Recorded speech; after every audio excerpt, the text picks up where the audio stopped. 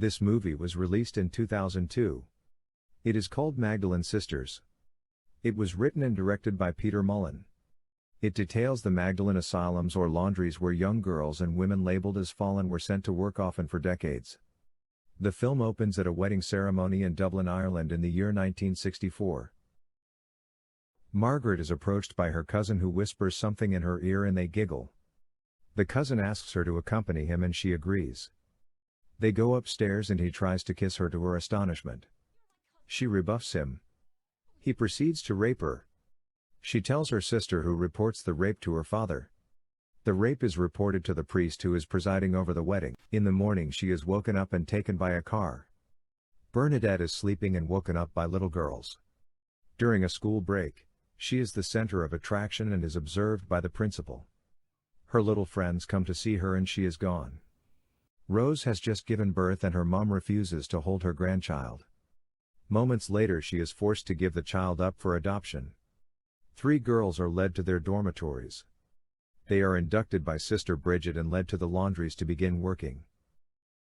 At nighttime, Rose, whose name has been changed to Patricia by Sister Bridget, has pain caused by milk in her breast. She is advised not to touch her breasts as the milk will leak and nuns don't like it. In the morning they are woken up. Someone is missing.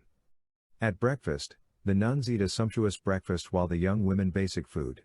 They go to work, washing clothes. A 40-year resident of the laundry is put in charge of them and admonishes them for talking while working. Margaret hears noise while sleeping and goes to investigate. It's Una O'Connor being dragged by her father back to the Magdalene asylum after she had escaped going back home. He gives her a hiding. The next day a delivery car comes to the asylum to pick up laundry. While Patricia is taking the laundry off the washing line, she sees a woman and a young boy waving at her. They want Crispina's attention. Crispina waves back at her sister and son. The delivery guy strikes up a conversation with Bernadette. Crispina and Bernadette break the no-talking rule and are hauled to Sister Bridget's office for discipline. There they find Una O'Connor getting her hair shaved as punishment for escaping. Sister Bridget gives them a tongue lashing and tells them obedience will not be tolerated before whipping them. The next day Bernadette makes out with the delivery guy. She suggests running away and getting married to him. He rebuffs her. She shows him her vagina. He agrees to help her escape. Katie sees them and runs to report. Bernadette chases after her after making the delivery guy promise he will help her escape tomorrow. Bernadette tries to convince her not to tell, as she is getting married soon and if she does report she won't leave the asylum. But the more she tries to convince Katie, the more it is apparent that she is a nutcase who believes the longer she stays at the asylum the better the chances of getting into heaven. The delivery guy comes to help her escape but chickens out at the last moment and abandons her. He cites fear of losing his job and fear of going to prison. The sisters catch her in the act of trying to escape. She is forcibly shaved as punishment. The ladies continue working as usual. Father comes to bless the new washing machines. One day after taking baths, the girls are paraded naked and made fun of by the nuns. At sleeping time, Crispina wets her nightgown and sleeps in it.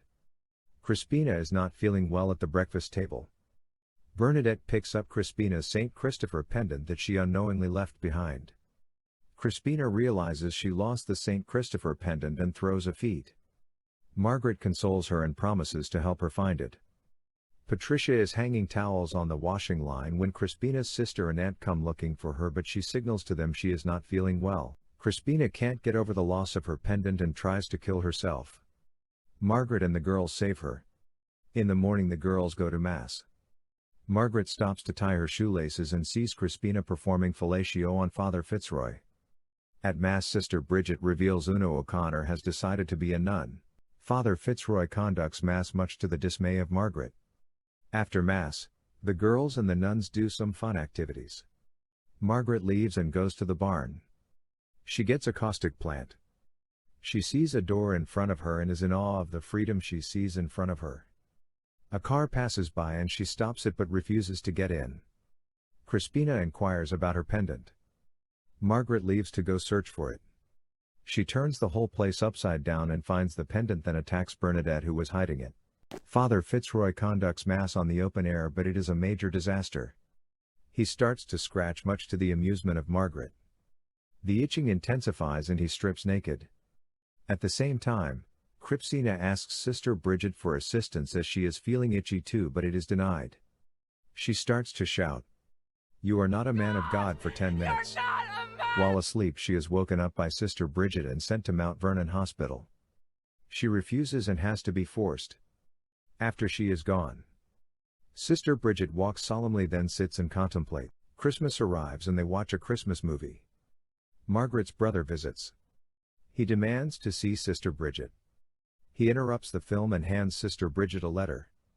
Sister Bridget reluctantly agrees to let Margaret leave with her brother. Margaret packs up and dresses to leave with her brother. He rushes her and she retorts angrily, saying where was he for the past 4 years. He replies he has been growing up.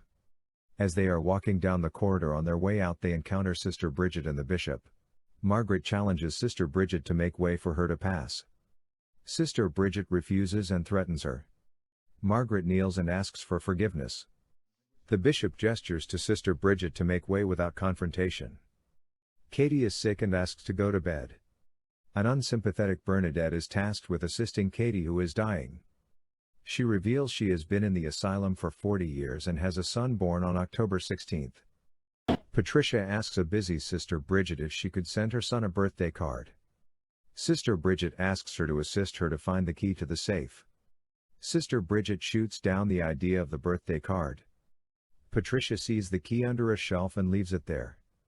Crispina's sister and son come to visit her and Patricia run to tell them that she was taken to a mental hospital over a year ago.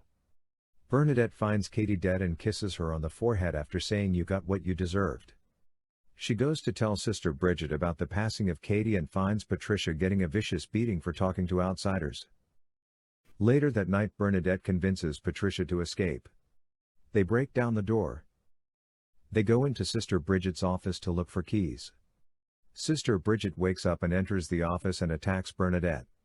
She takes a pair of scissors and threatens her with them. They fight over the key.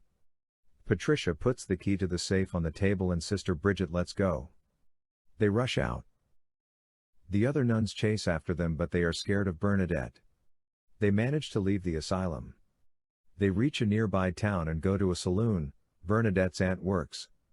They bid farewell on the bus. The next shot we see is of Bernadette coming from work on a rainy day. While hiding from the rain in a tunnel, she sees 2 nuns who were not at the asylum. She has flashbacks of the asylum.